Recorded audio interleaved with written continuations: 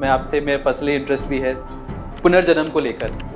लोग कहते हैं कि कुछ सालों बाद उनका फिर से जन्म लेते हैं और उन्हें वो सारी बातें याद होती हैं कि मैंने पिछले जन्म में किससे शादी की थी, कौन मेरा ये था।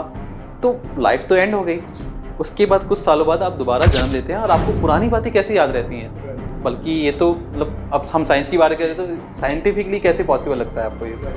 सबसे पहली बात कि हमारा नियर डेथ एक्सपीरियंसेस या आउट ऑफ बॉडी एक्सपीरियंसेस भी होते हैं, जिसका मतलब कई बारी हम सो रहे होते तो हमें लगता है जैसे हमने अपने आप को ही सोते हुए देखा है।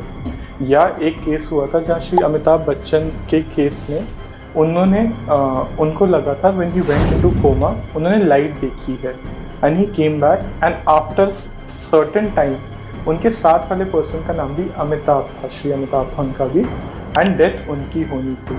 तो miracle happen in different ways. And coming back to the point कि लोग क्या हम आपको रीइंकार्नेशंस होते हैं?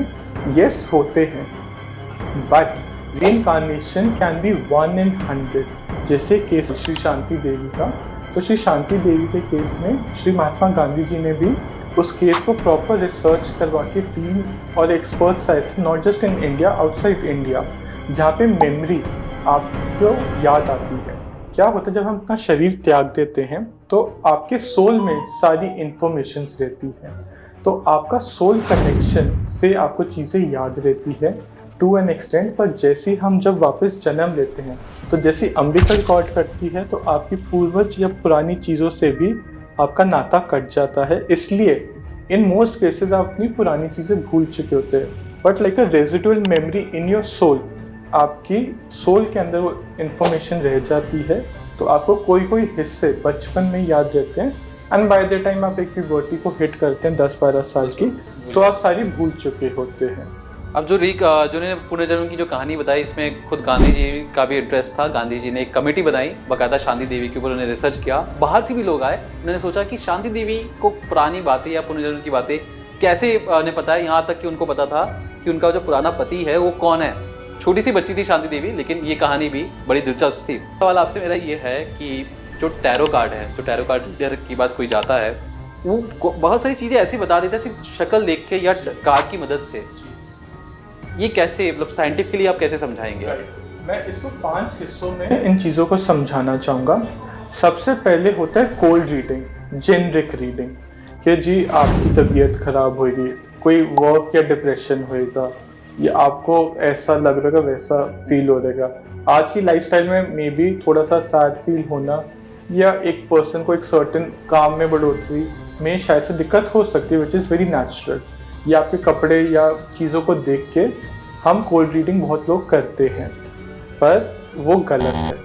दूसरा तरीका जो a lot of way people do is gut feeling या इंस्टिंक्ट। इसको मैं अभी इस टाइम पे साथ में लेके बताना चाहूँगा, जहाँ पे बहुत लोगों को एहसास आता है कि यार मुझे ये चीज़ करनी चाहिए, ये चीज़ नहीं करनी चाहिए, maybe I should do a certain contract. तो यहाँ पे आपका इंस्टिंक्ट हर किसी में होती है, पर उसको समझने के लिए आपको लाइक अ मसल आपको उसको वर्क करना पड़ता है। इसलिए बचपन में बहुत लोगों की मेमोरीज, ये टेक्निक्स या इंट्यूशन बहुत अच्छी होती है, क्योंकि जितना दिल साफ होएगा उतनी आपकी इंट्यूशंस भी अच्छी होती जाएगी।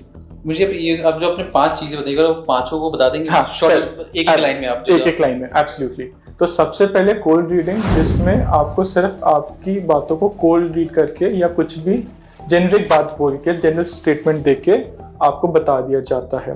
गट फीलिंग इंट्यूशन इज आपका एहसास, आपकी चीज़ें जो आप ही जानते हो, या you do a certain thing a certain way. तीसरी बात रही NLP, जिसको न्यूरो लिंग्विस्टिक प्रोग्राम्स, जो इसमें काफ़ी क्लासिफाइड डॉक्यूमेंट्स एंड ओवरसीज देशों में भी इसके बारे में बात करी गई है, जिसमें रिमोट व्यूइंग या आप किसी को चीज़ों को टैप कर सकते हो। इसका साइंटिफिक पूरा प्रोग्राम है, like flickered. That's a good sign.